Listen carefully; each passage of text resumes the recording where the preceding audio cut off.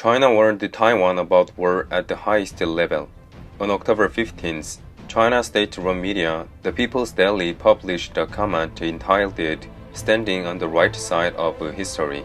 Neither China nor Taiwan want an armed conflict, but if a war breaks out, it is because Taiwan insisted on independence. Taiwan is at the forefront of Taiwan's independent movement is causing confusion. People's Daily continued to report, "We hope that they will repent for their wrongdoings and deviate from their ways. Those who claim the independence of Taiwan play with the fire, and their only option will be to die. Don't say that we didn't mention it in advance. Here's the praise, only option will be to die is interpreted as a war, and don't say we didn't mention it in advance is interpreted as a declaration of war. In particular, the praise, don't say we didn't mention it in advance is known to be the highest level of China's diplomatic terms. This sentence first appeared in the People's Daily in September 1962, the day before China and India went to war over border conflicts, and there is a precedent that sparked war the next day. Hence, it is actually seen as China's declaration of war on Taiwan. At the same time, Xi Jinping's remarks during his visit to the Chinese Marine Corps in Guangdong Province on the 13th attracted worldwide attention. Use all your imagination and strength to prepare for the war. And this Marine Corps unit is doing special missions like landing operations. The main reason President Xi Jinping is promoting preparation for the war against Taiwan is because of concerns about Taiwan's independence movement. And Taiwan has already continued its effort to gain independence from China. First of all, they are preparing to restore diplomatic relations with the US, and they are also preparing for military defense against the Chinese attacks. Taiwan is doing its best to achieve independence because Taiwan saw China pass the national security law in Hong Kong. Taiwan is also concerned because Hong Kong was turned into communist society by China overnight.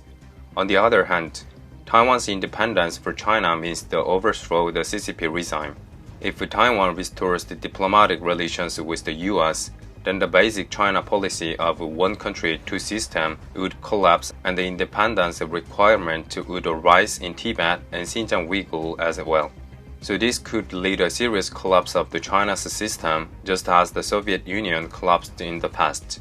Therefore, China has no choice but to declare war on Taiwan's independence and thus prevent it.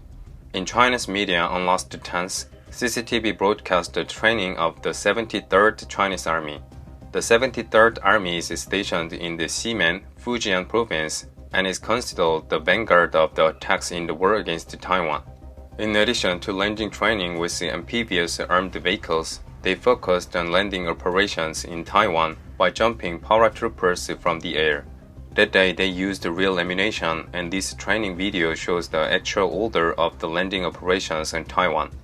In addition, from the 11th to the 13th, for 3 consecutive days, CCTV reported hundreds of Taiwanese espionage cases in China. DOA, a Chinese internet media, analyzed that these remarks are aimed at influencing Chinese public opinion before the attack on Taiwan. China sent its military aircraft to the Taiwan Air Defense Identification Zone during the Chinese national holiday. The South China Morning Post in Hong Kong reported on the last 4th. Last month, China launched dozens of military aircraft into the Taiwan's Air Defense Identification Zone. About 40 of them crossed the central line of the Taiwan Strait, the unofficial border between China and Taiwan.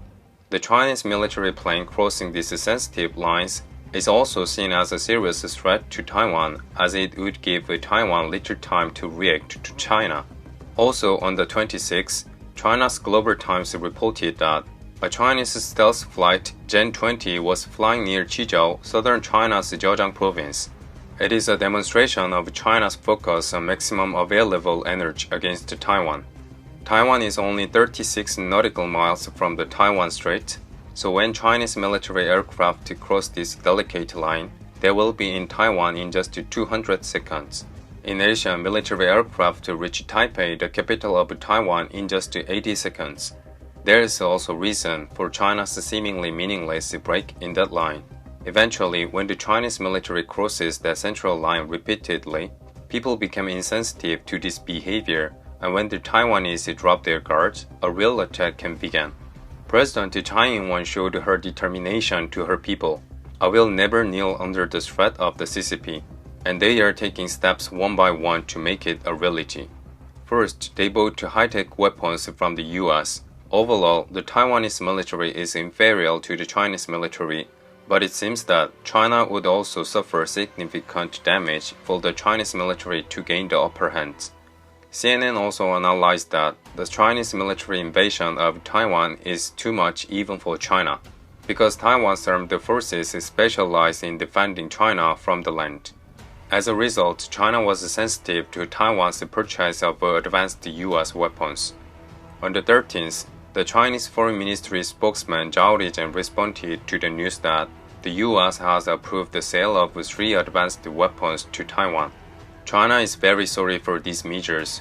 We urge the US to end the military contacts between the US and Taiwan, including the sales of arms to Taiwan. They are worrying about the new weapons from US to Taiwan. As mentioned, the Chinese military can cross the Taiwan Strait in a minute. And that means that Taiwan also could seriously threaten China in a few minutes. Missile attacks from Taiwan on key military target areas in eastern China, such as Shanghai, Fuzhou, Ximen, and Shenzhen, would also arrive in a few minutes. Even Three Gorges them too. So some in China urge that the Chinese military should attack Taiwan before US weapons arrive. Some experts predict that China will initiate armed reunification of Taiwan in time for the inauguration of the US president in January next year. In this situation, the US is also preparing to protect Taiwan from Chinese aggression. On September 14th, a missile destroyer DDG-52 held a warning demonstration against China as it passed the Taiwan Strait, and the US and Japan are training together to prepare for Chinese attacks. In addition, a US EP-3E electronic reconnaissance aircraft flew about 6 hours in southwestern Taiwan on the 13th, and US is trying to strengthen Taiwan with 7 state-of-the-art weapons. In response to the US move, Reuters reported last September, the US Department of Defense is focused on balancing against the Chinese armed forces while strengthening the work known as Fortress Taiwan. Meanwhile, Australia also embarked on massive arms investment to keep China in check in the South Pacific, while the US and its allies prepare for a Pacific Seas on China. Xi Jinping sees Taiwan as an important area for reunification at any price and as China's core concern. Chinese experts also say China's chance of attacking Taiwan have increased. Suddenly, professor at Fudan University said there is a growing risk of armed conflict over Taiwan. By showing China's intention to use force, they can prevent Taiwan and the US from underestimating China's will.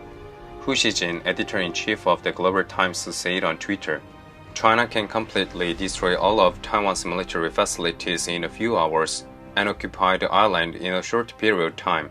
The Chinese military and the people have this confidence. But China's attack on Taiwan will be a big gamble that could lead to CCP's collapse. The whole world has been suffering from China's atrocities since last year. In this situation, the whole world is paying attention to what choice the Communist Party of China will make." Thanks for watching. Be safe.